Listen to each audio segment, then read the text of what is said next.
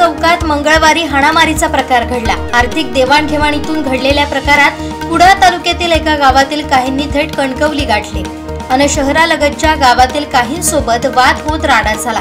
यात काहींना प्रसाद मिळाला, त्याचे व्हिडिओ देखील समोर आले। सिंधुदुर्गातील एकाच पक्षातील 2 गट आर्थिक देवाणघेवाणीच्या वादातून भिडले।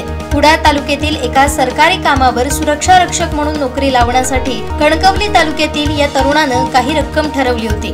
संबंधित तरुण अशा प्रकारे देवाणघेवाणीतून अशा नोकऱ्या लावत असण्याचं सांगण्यात येतंय। विशेष म्हणजे कुडाळ तालुक्यातील त्या कार्यकर्त्याला नोकरी लावल्यानंतर त्या बदल्यात ठरलेली रक्कम हा तरुण मागत होता, मात्र त्याला प्रतिसाद मिळत नसल्यानं गेले काही दिवस त्यांच्यात अंतर्गत धुसफूस सुरू होती। दरम्यान मंगळवारी हा विषय मिटवण्याच्या अनुषंगानं कुडाळातील त्या तरुणाला पाचारण करण्यात आलं होतं। त्यानंतर शाब्दिक बाचाबाचीचं रूपांतर राड्यात झालंय।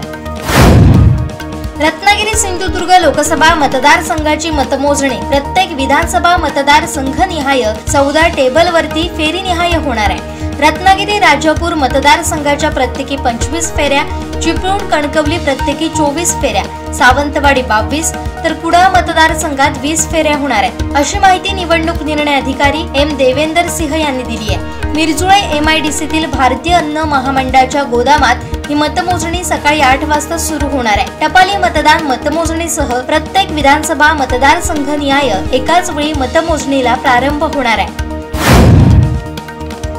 वेत्ते इथं हाडांचा सांगाडा दिसून आल्याची घटना मंगळवारी निदर्शनास आली।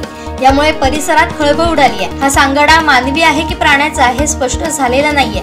पोलीस अधिक तपास करतायत, त्यानंतर याचं निदान होणार आहे। ही हाडे ताब्यात घेऊन पुढील तपासणीसाठी पाठवण्यात येणार आहे। वेत्ते रोडवर असलेल्या एका ढाब्या शेजारीच हाडांचे तुकडे दिसून आले। वेत्ते सरपंच गुणाजी गावडे यांनी घटनास्थळी येत पाहणी करून पोलिसांना घटनेची माहिती दिली।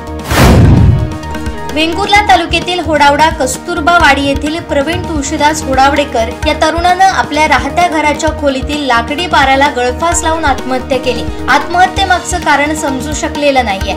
या प्रकरणी वेंगुर्ले पोलीस ठाण्यात आकस्मिक मृत्यू म्हणून नोंद करण्यात आली आहे। हा सोमवारी रात्री 8:30 वाजण्याच्या सुमारास खोलीत गळफास लावलेल्या स्थितीत आढळून आला।